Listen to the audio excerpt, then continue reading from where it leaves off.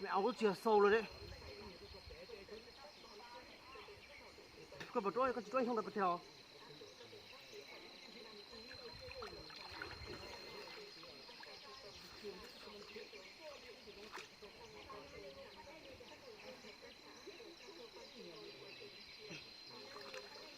Ui dồi, con hổ. Thôi.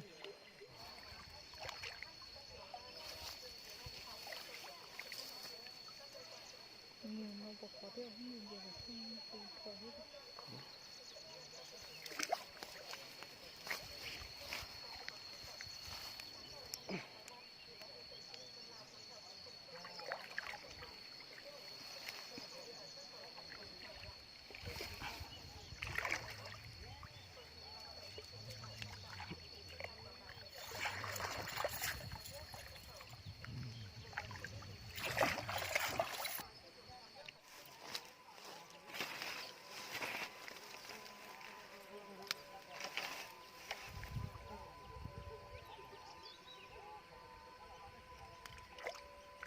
Ui. Pino han sườn cuốn phải là phải ô còn ý con chó chơi đi hết chơi được rồi để pa rồi phi cái này wow ô mẹ đầu thế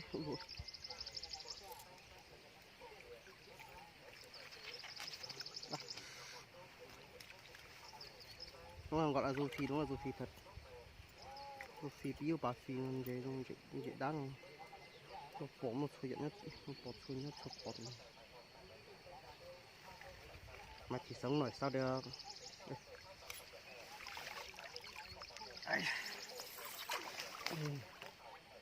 Ôi chạy máu rồi, phải phát bên kia ra sau, phát bên kia nó nghỉ. Ôi cái gì đây, nó lại bột rồi thế này.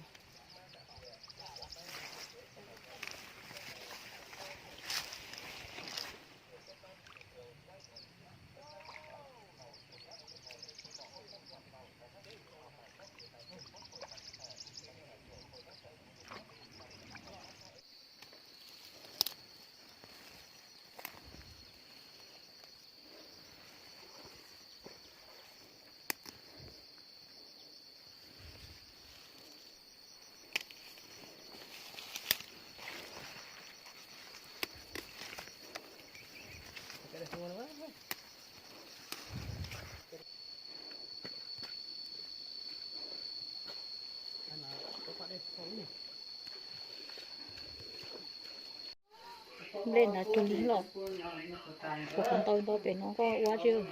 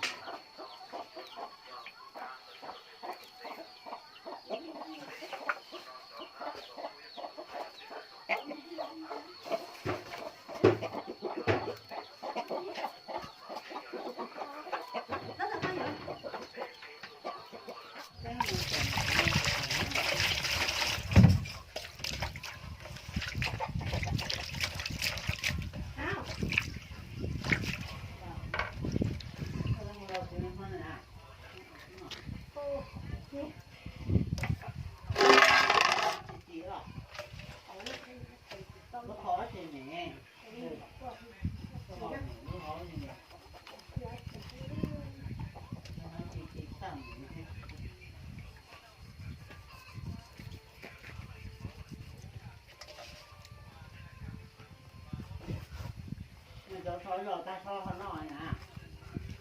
Ta sao? Thổi rồi nhưng rồi cũng ai thật nữa. Ai thật nó còn đấy á. Để cho bé cũng hiểu đấy, để bé cũng hiểu. Bé cũng hiểu đó là cái cho cái à. Cho nên có đó là cho họ tự cũng thể cái này họ cũng mất trò.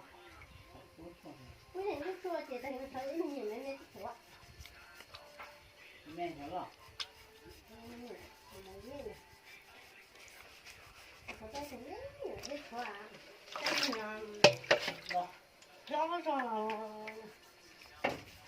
đó, một cái kilo. giờ bây giờ phú ao tết tết nó rồi cái mặt theo chắc cái nó tôi phui phải tên nào cái nào giờ đâu cho phú đâu thế nào nó chỉ kéo thế nào cho hắn trong trên nó tạt màu rồi chờ dạ chứ không để mình ngồi đó được ok ok thế là chết là nó có cái gì hay nữa nó đi quan trọng tôi muốn để cái sáng nó mất tỉnh ngồi gì có gì đây là cái này đây là cái này là cái gì này lại có cho cái có tao nói nhiều sao rồi nếu chúng nó một chút rồi để chắc không chịu rồi cái này là nhỏ mà câu lại cái gì đó nó nó hết rồi có tên là cái gì rồi chọc cũng rồi đó mà còn có hai cái cuốn nó nè của ta bên hàng tàu tôi kiếm mấy cuốn nó có gì rồi nó có là đi chờ thì chỉ cái gì không cho ăn là tôi có cái sao hả cho một số cái đấy mà có thể để nó cái đấy số là phải có cái cần cái là phải cái gì đó biết cái thôi á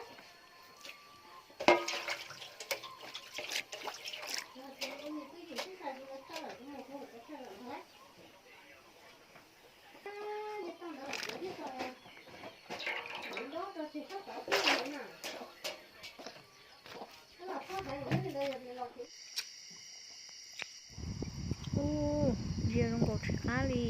có gì lo hai giá cá cờ hay gì